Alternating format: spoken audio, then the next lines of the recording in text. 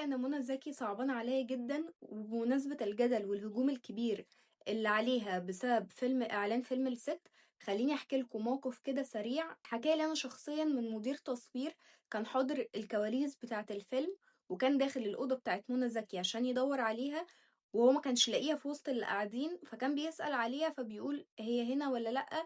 ردت وقالت له لأ مش هنا، وهو من كتر ما هي شخصيتها فعلا كانت متغيرة بالميك اب والشعر والحاجات دي، هو فعلا معرفهاش. فاحنا ما شفناش، احنا ليه بنحكم من غير ما نشوف؟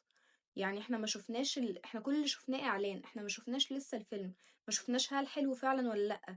انتقادات كتيرة على شكلها وعلى صوتها وعلى طريقتها في الاعلان، يعني احنا حكمنا من قبل ما نشوف اصلا، مع ان الموقف اللي حكيته لكم دلوقتي اللي حصل مع مدير التصوير ان هو معرفهاش في الحقيقة، ده يثبت لنا او يثبت لي انا على الاقل ان انا هشوف حاجة مختلفة من منى زكي، وانا واثقة ان هي فعلا ان شاء الله هتطلع حلوة لانها شاطرة جدا وموهوبة وما نقدرش ننكر ده. غير ان هو كده كده اخراج مروان حامد، وفي فنانين كتيرة، كريم عبد العزيز واحمد حلمي وغيرهم كتير، فياريت نستنى نشوف الحاجة الاول وبعد كده نحكم عليها. وما تنسوش تقولولي في الكومنتس انتوا ايه توقعاتكم للفيلم.